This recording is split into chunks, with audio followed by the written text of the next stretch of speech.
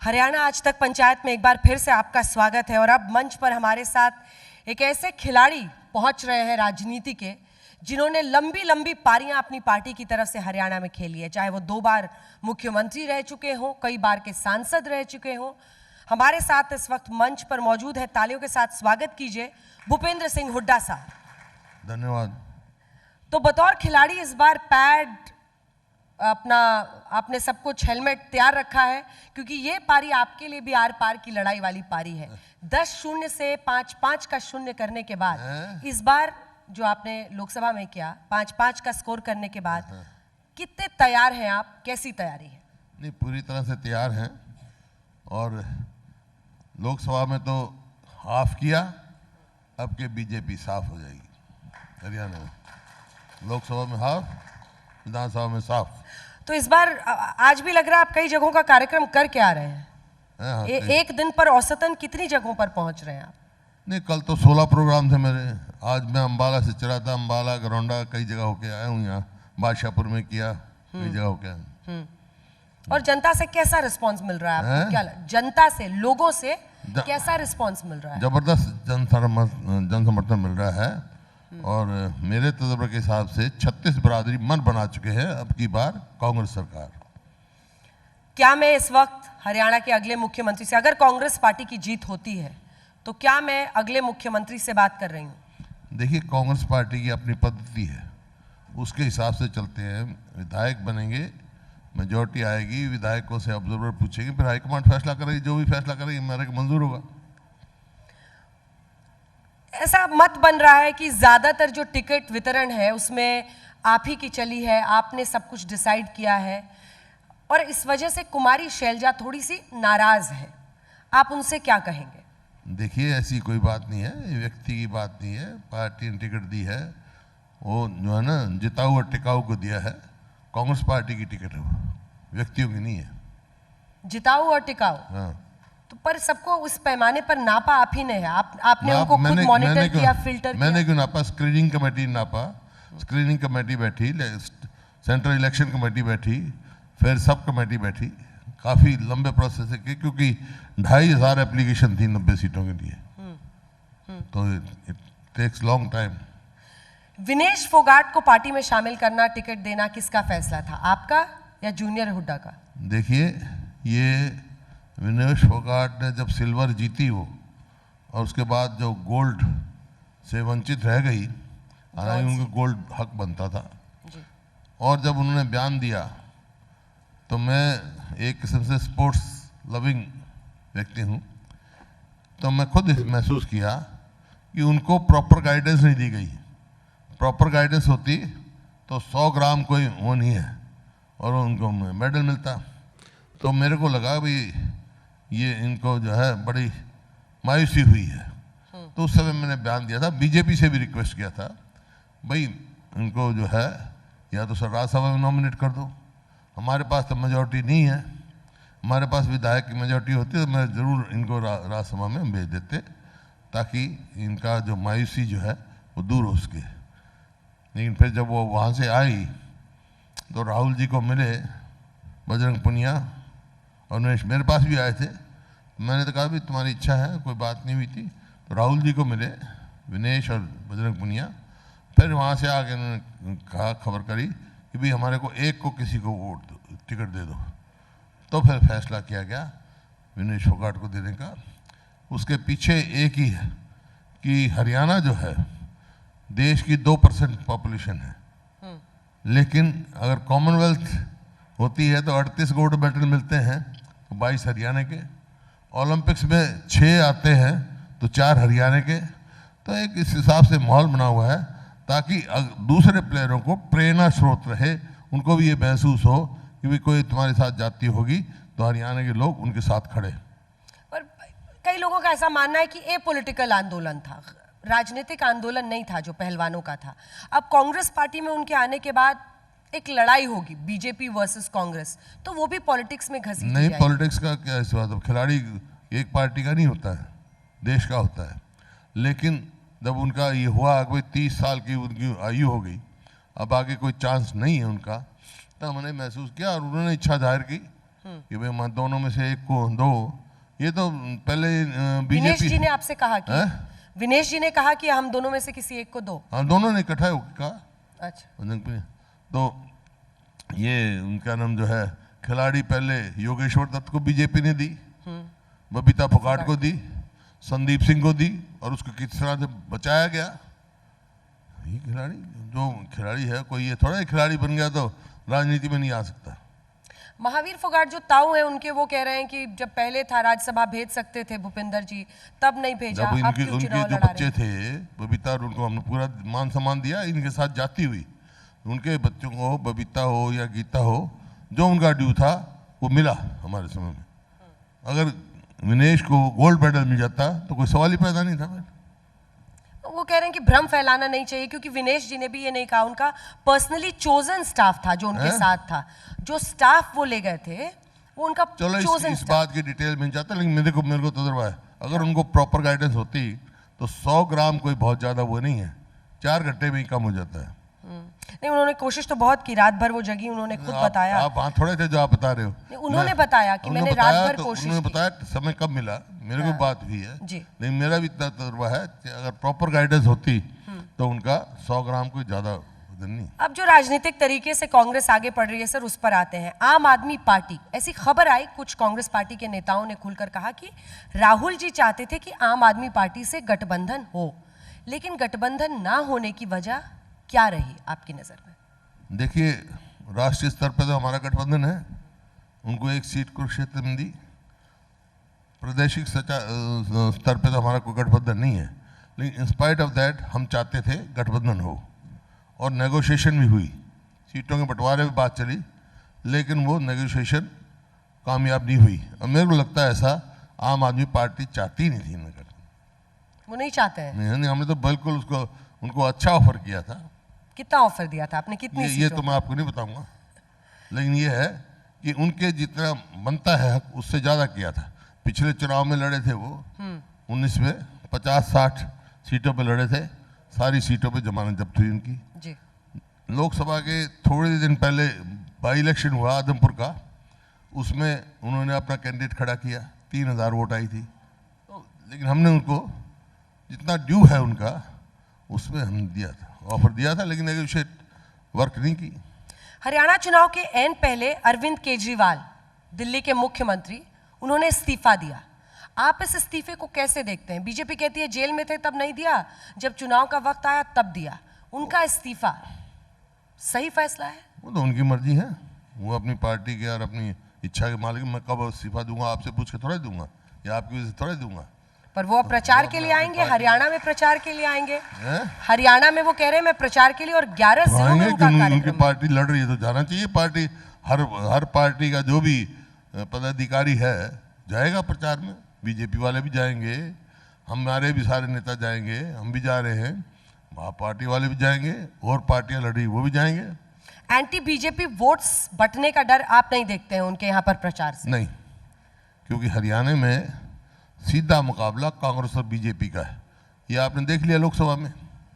लोकसभा में जो है, जो दूसरी ये सब पार्टियां लोकसभा में भी लड़ी थी, तो दूसरी पार्टियों को 1% भी नहीं मिली, एंटी बीजेपी जो वोट थी 1% वोट भी नहीं मिली। तो लोग, हरियाणा के वोटर बहुत समझदार हैं, वो वोट कटर्स को या वोट काटों को वोट देने वाले नहीं हैं, जो अपनी वोट व्यर्थ नहीं करेंगे। अच्छा देखिए, दलित वोट यहाँ पर लगभग 20 से 21% है। आईएनएलडी का बीएसपी से गठबंधन, और जेजेपी का, जिसको पिछली बार 10 सीटें आई थी, दुष्यंत चौटाला का, अगर गठबंधन आजाद समाज पार्टी चंद्रशेखर की पार्टी से होता है, तो क्या आप ये मानते हैं कि दलित वोट में सेंध लग सकता है? मैंने आपको बताया ना, वो हरियाणा का वोटर बहुत समझदार है, अपनी वोट व्यर्थ नहीं करेंगे। पहले लोकसभा में भी लड़े थे, पहले भी हर बार ही लड़ते हैं। पर क्या कुमारी शैलजा की इमोशनल बातें उनके दिल में घर करेंगी? क्योंकि वो आज यहाँ पर मंच पर थी सुबह में सर, और उन्होंने कहा न सिर्फ दलित समाज की बात, बल्कि उन्होंने कहा कि एक महिला भी मैं हूँ, और महिलाओं को पावर मिलना चाहिए। आपको लगता है कि उससे एक जो दलित समाज है उसका वोट बढ़ सकता है? महिलाओं को तो पावर है कांग्रेस में पूरी, वो एक सांसद हैं, वरिष्ठ नेता हैं, जनरल सेक्रेटरी हैं। जब हमारी सरकार थी, अब महिलाओं को हमने 11 टिकटें दी हैं यहाँ कांग्रेस ने, हरियाणा में जब महिला थी तो हमारी शिक्षा मंत्री वही थी। मैनिफेस्टो कमेटी की जो चेयरमैन है वो भी महिला है हमारी, गीता बुकल जी। महिला पूरी एम्पावर्ड है, हमारा है ही। पर उनकी नाराजगी क्या गले की फांस बन रहा है? वो मैनिफेस्टो रिलीज वाले दिन भी नहीं आई, वो चुनाव प्रचार में भी नहीं जा रही हैं। कोई ज़रूरी नहीं है, सब जगह सब जाएंगे, वो चुनाव प्रचार में भी जाएंगे, क्यों नहीं जाएंगे। जो भी कांग्रेस का है, जो कांग्रेस साइड जो यकीन करता है, जाएंगे, सब जाएंगे। ये आप लोगों की बनावटी कहानियां हैं और कोई खबरें मिलती नहीं है आपको, तो यही चलाते रहते हो आप। पहले वो रोजाना खूब सारे ट्वीट करती थी पार्टी के लिए, ट्वीट मार करती थी वो, और 13 के बाद ये बात उनसे ही पूछो, कुछ उनसे कहना चाहेंगे आप? कुमारी शैलजा से? नहीं, वरिष्ठ नेता है हमारी कांग्रेस की हैं और ट्रू कांग्रेस पर्सन है। आज उन्होंने इस मंच से कहा कि मेरा शरीर भी कांग्रेस पार्टी के लिए ही और तिरंगे में ही लिपट के जाएगा। पिताजी भी कांग्रेस में थे, वो भी कांग्रेस में है, हम साथ रहे। ये जो रीजनल नेता हैं उनको आप, हुड्डा साहब, कैसे मैनेज करते हैं? क्योंकि कुमारी शैलजा भी हैं, रणदीप सुरजेवाला भी हैं, वो भी कैथल में बैठे हुए हैं, ऐसे बहुत सारे बड़े बड़े नेता हैं। इनको मैनेज करना, इनको अपने साथ एकजुट रखना, ये चैलेंज कितना बड़ा है? बीजेपी में क्या है, कहीं अनिल विज है, वो पंडित जी की टिकट ही काट दी महेंद्रगढ़ से, कहीं कोई है राव इंद्रजीत के, देखो ये कहीं देखे आपने इकट्ठे? सब अपने अपनी पार्टी के लिए काम करते हैं, हमारी भी सब अपनी अपनी पार्टी के लिए काम करेंगे। राव इंद्रजीत सिंह तो महेंद्रगढ़ में जब इंडिपेंडेंट नॉमिनेशन भरने जा रहे थे, उनके अपने नेता, तो वहां पर चले गए थे। इसका भी फायदा होगा, जो गुटबाजी बीजेपी में हो रही है उसका फायदा आपको लगता है कि कांग्रेस को मिलेगा? नहीं, कांग्रेस में लोगों ने मन बना रखा है, लोगों ने बनवाया। मैं बता चुका आपको, 36 बिरादरी ये फैसला कर चुकी है कि अब की बार कांग्रेस सरकार। मुख्यमंत्री बदला भारतीय जनता पार्टी ने ऐन वक्त पर मनोहर लाल जी को हटाकर और नायब सिंह सैनी साहब को लाया। आपको लगता है कि वो सीएम का फेस बदलना एक सही दाव साबित होगा? नहीं, वो तो उनसे पूछो आप क्यों बदला। वो सोचते थे भी एंटी इनकम्बेंसी है 9.5 साल का, कि नॉन परफॉर्मिंग गवर्नमेंट थी वो, ये कोई उनकी अचीवमेंट नहीं, तो शायद फेस बदल लें तो एंटी इनकम्बेंसी कम हो जाएगी। लेकिन ये चेहरे बदलते रहेंगे, लोगों ने इनको बदलने का फैसला कर रखा है। जिस मुद्दे पर बीजेपी अभी आपको घेरती है सर, वो कहती है कि हम बिना पर्ची बिना खर्ची नौकरी दे रहे हैं, और उस वक्त में मतलब वो कि पर्ची से नौकरियां मिलती थी, सिफारिशों से मिलती थी, इस पर आपको घेरते हैं। 2 बार आप सीएम रहे, इस पर आपका जवाब क्या होगा? इसका जवाब ये है, उल्टा चोर कोतवाल को डांटे। सबसे ज्यादा नौकरियों में करप्शन इनकी हुई है। पब्लिक सर्विस कमीशन के दफ्तर में करोड़ों रुपए पकड़े गए इनके। सबऑर्डिनेट सर्विसेज के चेयरमैन को सस्पेंड करना पड़ा, और जो ये रोजगार निगम चला रखा है उसके एमडी को सस्पेंड करना पड़ा, रंगे हाथों पकड़े गए। इन्होंने नौकरियां बेची हैं जैसे परचून की दुकान में परचून बिकता है, तो उसको छुपाने के लिए बात कह रहे हैं। मेरे तो एक भी साबित करो। पिछली बार दुष्यंत चौटाला 10 सीटें लेकर आए थे और वो आज भी थे मंच पर, उन्होंने कहा कि मेरे हाथ में ही चाबी रहेगी। क्या आपको लगता है कि पिछली बार उनको 15% वोट्स 10 सीटें मिली थी, ऐसा कुछ वो कर पाएंगे? कि क्या रहेगी? चाबी उनके हाथ में रहेगी। हाँ, उन्होंने चाबी है ही नहीं, चाबी तो खिसक गई उनकी, खिसक गई साफ। अगर वो अपनी सीट भी जीत जाए तो मेरे को बता देना, आज बता रहा हूँ आपको। आपको लग रहा है उचान कला से वो हार जाएंगे? वो अपनी सीट भी हार जाएंगे? हाँ, कांग्रेस जीतेगी वहाँ। अगला प्रश्न मेरा आपसे है आईएनएलडी पर। आपको लगता है कि वो क्योंकि वो भी एक जाट पॉलिटिक्स पर अपना बेस पूरा चलाते हैं, पिछली बार जनता ने उनको एकदम नकार दिया, इस बार अगर वो कुछ अच्छा करते हैं तो फिर मामला त्रिशंकु हो सकता है? नहीं, कुछ नहीं उनका, एक सीट थी उनकी पिछली विधानसभा में, एक थी। अब के वो भी शायद एक आ जाए तो आ जाए, नहीं तो वो भी नहीं आएगी। इस बार निर्दलीय कितना खेल बिगाड़ सकते हैं? क्योंकि पिछली बार लगभग 2019 में 25 सीटों पर हार और जीत का फासला सिर्फ 5000 था। 5000 वाली जो सीटें जिससे जीते थे उसमें 12 सीटें कांग्रेस को मिली थी, 9 सीटें बीजेपी को, 2 जेजेपी को और एक सीट एचएलपी और निर्दलीय जीते थे। आपको लगता है कि जो बहुत कम मार्जिन वाली सीट्स हैं, 5-5 हजार वाली, जिसमें से आप 12 जीते थे, वहां पर जो इंडिपेंडेंट्स खड़े हो रहे हैं वो खेल बिगाड़ सकते हैं? वो तो पिछली बार की बात कर रहे हो। पिछली बार का तो कुल 4000 वोट का फर्क रहा था। 4400 वोट और हमारी आ जाती तो सिंगल लार्जेस्ट हमारी पार्टी होती। हालांकि आप देखें, आपके उस टाइम में इसमें बहुत अंतर है, लोगों का मन बदला हुआ है। उस टाइम में अब में बहुत फर्क है। उस टाइम लोकसभा का इलेक्शन हुआ तो बीजेपी 79 में लीड किया इन्होंने, और कांग्रेस ने 10 में लीड किया, और जेजेपी ने 1 में लीड किया। लेकिन कांग्रेस की 31 सीट आई असेंबली में, बीजेपी की 79 से 40 आ गए। अब के तो जो है कांग्रेस ने मतलब 48 भी किया, ज़्यादा में कांग्रेस ने किया लीड। इस बार और 10 की 10 पार्लियामेंट्री कॉन्स्टिट्यूंसी हमारी, 10 की 10 में कांग्रेस का वोट शेयर बढ़ा है, बीजेपी का घटा है। 90 असेंबली कॉन्स्टिट्यूंसी हमारी, 90 की 90 में कांग्रेस का वोट शेयर बढ़ा है, बीजेपी का घटा है। कांग्रेस का जो वोट शेयर था 28% था पिछली बार, अब के वो तो बढ़ गया 48 के करीब हो गया, और बीजेपी का 12% वोट शेयर घट गया। तो आपके तो जब भी तो मैं कह रहा हूँ भारी बहुमत से कांग्रेस सरकार बनेगी। लेकिन अगर लोकसभा सीट्स को आप असेंबली में कन्वर्ट करें तो 44 सीटों पर वो आगे दिखते हैं, 42 पर आप। पिछली बार 79 पे थे। हाँ। वो मैं अभी तो बताया आपको, पर ये 44 वाला इस बार मैं तो पिछली बार तो 79 पे, 44 पे तो अब आप देखेंगे एकदम साफ जाएंगे। जब 79 से 40 पे पहुंच गए तो 44 वाले कहाँ पहुंचेंगे? 3 राज्यों में अभी आपकी सरकार है कांग्रेस की, आप दम भर रहे हैं कि चौथा राज्य ये होगा। और कई जगहों पर आजकल जो बड़े बड़े नेता होते हैं, जो महत्वाकांक्षी होते हैं, उनको खुश करने के लिए डिप्टी सीएम का पोस्ट बहुत बनाया जाता है। आपको लग रहा है कि ऐसा कुछ हरियाणा में भी करने की स्थिति आएगी? हो सकता है। हाइपोथेटिकल सवालों का जवाब नहीं देता मैं। पर क्या दीपेंद्र हुड्डा, हाँ बोलो बोलो। मैंने सुना दीपेंद्र हुड्डा भी चाहेंगे आप, क्योंकि बहुत सारे रीजनल नेता हैं सर जिन्होंने अपने सक्सेसफुल करियर में अपने बेटे को विरासत सौंपी है। आप कहते हैं ना टायर्ड ना रिटायर्ड। बिल्कुल। तो आप मुख्यमंत्री बने रहेंगे या आप चाहते हैं कि आप विरासत बेटे को भी सौंपे? आप क्या मेरे को रिटायर करना चाहते हो? हम क्यों चाहेंगे? आप क्या रिटायर नहीं हूँ मैं। देखिए जब बेटे की बात, मेरे पिताजी 78 में रिटायर हो गए थे, लेकिन मैं 91 में एमपी बना। जो भाग्य में होगा वो होगा उनके, कोई थोपा नहीं जा सकता लोगों पे। मेरा बेटा है, जिसको लोग पसंद करेंगे उसको बनाएंगे। अगर किसी में काबिलियत होगी तो आगे मेहनत करेगा, बन जाएगा जो उसके। लेकिन वो भी विधानसभा चुनाव नहीं लड़ रहे हैं, तो क्या कोई नॉन एमएलए भी बन सकता? हाँ कोई भी नॉन एमएलए क्यों नहीं। मैं पहली बार चीफ मिनिस्टर बना, मैं तो पार्लियामेंट में था।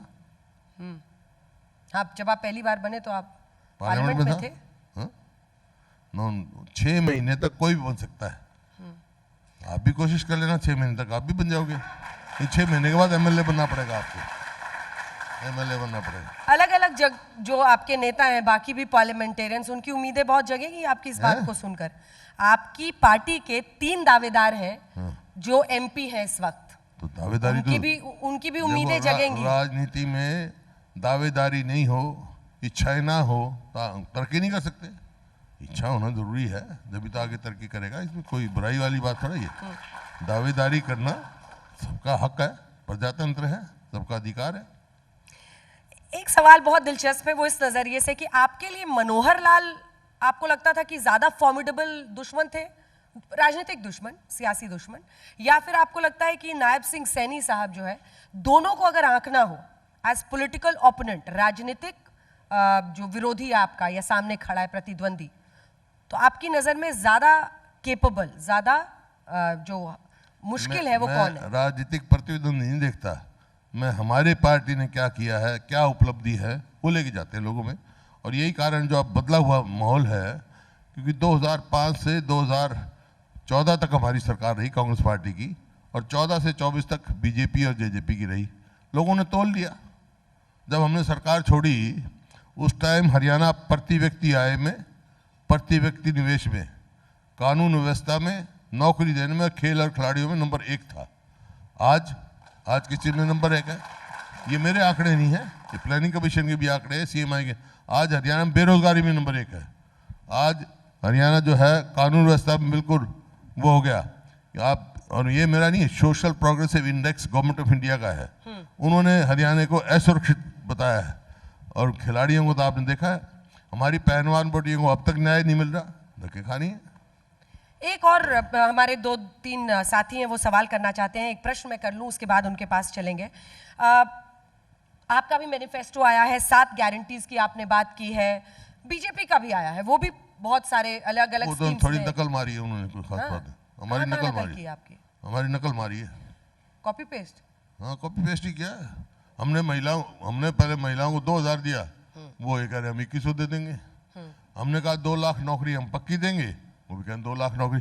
एक बात तो देखो माननी पड़ेगी, उन्होंने अपनी कभी तो मान ली 2 लाख जो सैंक्शन पोस्ट खाली हैं क्यों रखी भाई 10 साल तक, क्यों युवाओं के भविष्य के साथ खिलवाड़ की। ये जो कौशल रोजगार निगम लगा रखा है, बना रखा है, कॉन्ट्रेक्चुअल सर्विस, ठेके की नौकरी, मतलब जिस पोस्ट पे 50,000 मिलना चाहिए वो 15,000 देंगे और जो मर्जी हटा दो। और उसकी वजह से 2 लाख सैंक्शन पोस्ट खाली पड़ी यहाँ जरिए। लेकिन हुड्डा जी, मेरा प्रश्न ये नहीं था। मेरा प्रश्न ये है कि हिमाचल प्रदेश में आपकी सरकार है, कर्नाटक में आपकी सरकार है, जो वादे चुनावी मैनिफेस्टो में किए जाते हैं जिसमें सरकार के खजाने पर बहुत भारी बोझ पड़ रहा है, आज हिमाचल में ऐसी हालत है कि मुख्यमंत्री साहब को भी तनख्वाह छोड़नी पड़ रही है। आज ऐसी हालत है सरकारी कर्मचारियों को पैसा देना मुश्किल हो रहा है। तो आपको लगता है कि ऐसे ये बहुत बड़ा चैलेंज तो रहेगा? ये अलग अलग प्रदेशों की अलग अलग आर्थिक हालत होती है, एक प्रदेश से दूसरे प्रदेश से नहीं कर सकते। आप हमारा 2005 का मैनिफेस्टो उठा के देख लो और उसमें कोई निकाल दो जो आपने पूरा ना किया हो। 2009 का मैनिफेस्टो उठा के देख लो, वो पूरा ना किया हमने। इनका उठा के देखो 2014 का, बीजेपी का 2019 का, कोई भी पूरा वायदा किया उन्होंने। ये तो आपकी नियत पे है डिपेंड। ठीक है, हमारे 2-3 सहयोगी सवाल पूछना चाहते हैं। अशोक सिंघल, पूछे। हुड्डा साहब, मेरा सवाल यह है कि बेशक आप कहें कि मुख्यमंत्री आलकमान फैसला करेगा, लेकिन जो माहौल है हरियाणा में, जो माहौल है हरियाणा का, जो सर्वे आ रहे हैं कि कांग्रेस की सरकार बहुमत से बनेगी, जिनसे आप भी बात कर रहे हैं कि कांग्रेस की सरकार बनेगी, चेहरा बेशक घोषित नहीं किया हो, लेकिन लोग ये मान के चल रहे हैं कि हुड्डा साहब ही मुख्यमंत्री बनने वाले हैं, एक ऐसा मैसेज है। तो ये जो माहौल बना है, जो सर्वे आए हैं कि कांग्रेस की सरकार बन सकती है, तो क्रेडिट किसको देंगे आप? अपने को क्रेडिट देंगे, किसको क्रेडिट देंगे इस माहौल के लिए? सारी पार्टी को है क्रेडिट, सारी पार्टी के साथियों को है। लेकिन चेहरा तो आप ही का मान के चल रहे हैं कि मुख्यमंत्री तो आप ही बनने वाले, बेशक ये दावेदार बहुत आपकी सारे हैं। परसेप्शन है ना, उसका मेरे पास क्या हो, योर परसेप्शन। पर क्या वजह रही कि आपका चेहरा खुलकर नहीं अनाउंस किया? ये कहते हैं कि आपके नेतृत्व में चुनाव लड़ा। कभी पार्टी करती नहीं है, पहले भी नहीं किया, जब पहली बार मैंने जब भी नहीं किया था मुझको। मौसमी, हुड्डा साहब, आपसे सवाल है, पिछले 2 चुनाव बीजेपी ने मोदी फैक्टर पर लड़े। प्रधानमंत्री नरेंद्र मोदी एक चेहरा थे बीजेपी के लिए। क्या वजह आपको लगता है कि इस बारी पीएम की रैलियां भी कम हो रही हैं और जितने भी आक्रामक हमले हो रहे हैं बीजेपी द्वारा वो आप पर हो रहे हैं?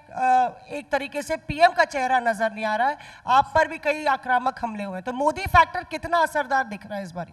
देखिए, मोदी फैक्टर तो जब लोकसभा का जब भी हुआ था, जब भी यहीं था, हरियाणा में 5 सीट आई, मैं बता चुका हूँ। लोकसभा में हाफ है, विधानसभा में साफ है।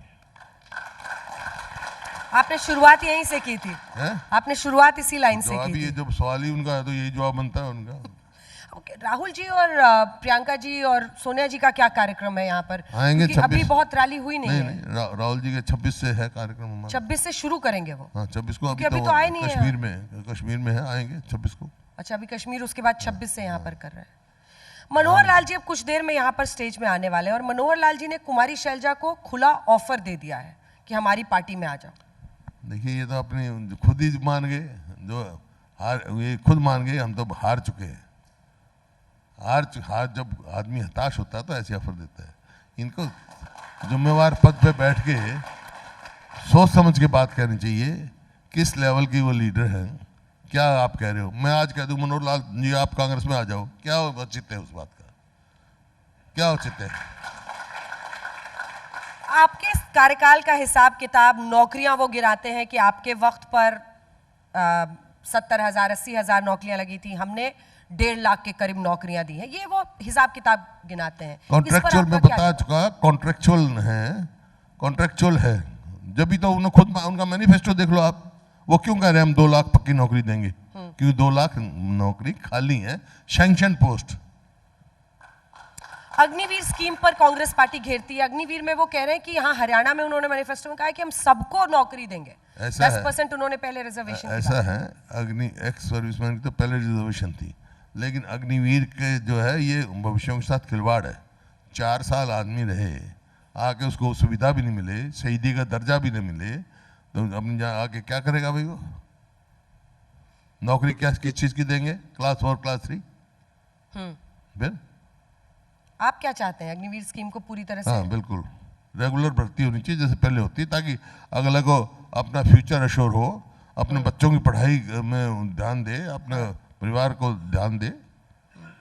वन अब नेशन वो जो बॉर्डर पे बैठा होगा उसको तो ये होगा ले भाई 1 साल के बाद तो जाना है, 1 साल ट्रेनिंग में निकल गया, 1 साल में ले भाई 6 महीने के बाद जाना है। तो ऐसा नहीं, जब तक आदमी को ये पहले जो फौज बनी ना उसमें रेजिमेंट, झंडा, ये सब इसी भावना पैदा करने के लिए, त्याग के लिए। 4 साल में वो भावना नहीं आप कर सकते देश के लिए, जो जान देने के लिए। वन नेशन वन इलेक्शन पर आपकी क्या राय है? क्योंकि प्रधान मतलब जो मोदी कैबिनेट है उसने मंजूरी दे दी है, आने वाले शीतकालीन सत्र में बिल आ सकता है, वन नेशन, एक साथ देश में चुनाव हो, साइमल्टेनियस चुनाव हो, इस पर आपकी क्या राय है? तो कॉन्स्टिट्यूशनल अमेंडमेंट आएगी जब देखेंगे, उनको पता है कॉन्स्टिट्यूशनल अमेंडमेंट आएगी नहीं। पर आपको लगता है कि ये जो हमेशा चुनाव में रहता है, कोड ऑफ कंडक्ट लगा रहता है, इससे छुटकारा मिलेगा अगर एक साथ चुनाव हो देश में? प्रैक्टिकल अप्रोच होनी चाहिए, खर्च भी कम होगी। प्रैक्टिकल अप्रोच होनी चाहिए। पहले भी होता था, हाँ। पहले भी शुरू में ऐसा ही था, बिल्कुल। एक ही साल में एक ही बार लोकसभा विधानसभा का हो सकता था, लेकिन आहिस्ता आहिस्ता सरकारें गिरी बीच में और बस अलग अलग। फिर आगे नहीं गिरेंगे क्या? कोई अश्योर कर सकता है? पर आप इन प्रिंसिपल मानते हैं कि प्रैक्टिकल होगा, अच्छा होगा? नहीं नहीं, इनका मैं समझता हूँ कि इतना आसान काम नहीं है। कास्ट सेंसस पर आते हैं। हाँ। कास्ट सेंसस, राहुल गांधी हर जगह कहते हैं कास्ट सेंसस की बात कि हम अगर आए सरकार में तो हम देश में लाएंगे, लेकिन कर्नाटक की आपकी सरकार ने कास्ट सेंसस सर्वे किया, उन्होंने सर्वे किया लेकिन उसका डेटा नहीं रिलीज किया। क्या आप ऐसा सर्वे हरियाणा में करना चाहेंगे? करेंगे। कास्ट सर्विस पार्टी की नीति है, ताकि जिसका जितना अधिकार हो उतना उसको अधिकार मिले। क्या अधिकार मिलेगा? हर चीज में कैसे? रिजर्वेशन है और है, उससे तभी तो पता लगे ना भाई आपकी कितनी पॉपुलेशन है, किसकी कास्ट की कितनी है। कास्ट सेंसस का यही मतलब है। तो वो तुरंत आरक्षण में ट्रांसलेट करने में, लेकिन 50% का यहीं पर तो बात अटकती है कि अगर 50 से बढ़ संविधान- भी सकता है। तो उसके लिए कॉन्स्टिट्यूशनल अमेंडमेंट करेगी कांग्रेस हमने पार्टी। बढ़ाया था 50 के, पर सुप्रीम कोर्ट स्टे हो गया जैसे मेरे समय में, जो बाद में सेंटर ने भी अडॉप्ट किया। 50% है, बाकी 10% हमने उन कास्टों के लिए किया था जिनकी रिजर्वेशन नहीं है, इकोनॉमिकली बैकवर्ड क्लास के लिए, जो इकोनॉमिकली बैकवर्ड थे। आप कोई जरूरी है राजपूत है, सारे अमीर थोड़ा हो सकते हैं, तो उनके लिए किया था जिनकी नहीं है रिजर्वेशन, या हमारे बनिया हैं, ब्राह्मण हैं, उनके लिए भी किया था, ताकि जिनके जो वो इकोनॉमिकली बैकवर्ड है उनके लिए 10% करके 60% हमने कर दिया था। और फिर सेंट्रल गवर्नमेंट ने भी किया, वो तो उस टाइम तो हमारा सुप्रीम कोर्ट ने रोक दिया, कोर्ट ने, हाई कोर्ट ने, अभी होगा पेंडिंग होगा सुप्रीम कोर्ट में। रिजर्वेशन का मुद्दा बड़ा सेंसिटिव मुद्दा है इस देश में, और राहुल गांधी जी विदेश में थे और उन्होंने कहा कि जब प्रश्न पूछा गया तो उन्होंने कहा जब सोसाइटी जस्ट और फेयर हो जाएगा तब आरक्षण बंद करने की बात हो सकती है। अब बीजेपी उनके उस बयान को हरियाणा के चुनाव में इसका बोल रही है। मतलब इस जस्ट और फेयर नहीं है, रिजर्वेशन चाहिए, ये इंटरप्रिटेशन की बात है। इसका मतलब ये है अभी रिजर्वेशन की जरूरत है और कॉन्स्टिट्यूशन में प्रोविजन किया है और उनको कोई रिजर्वेशन को खत्म नहीं कर सकता। राहुल जी के उस बयान का अगर बीजेपी इस्तेमाल करती है तो आपको लगता है वो चैलेंज होगा आपके लिए लोगों को समझाना? नहीं, लोग क्योंकि समझे हुए आजकल तो सोशल मीडिया पर आग की तरह बात हैं, फैलती लोग समझे हुए हैं। रिजर्वेशन कांग्रेस ने दी है, रिजर्वेशन पे मैं तो सबसे बड़ा सपोर्टर हूँ, मेरे स्वर्गीय पिताजी के दस्तखत है उसके ऊपर, कॉन्स्टिट्यूशन पर।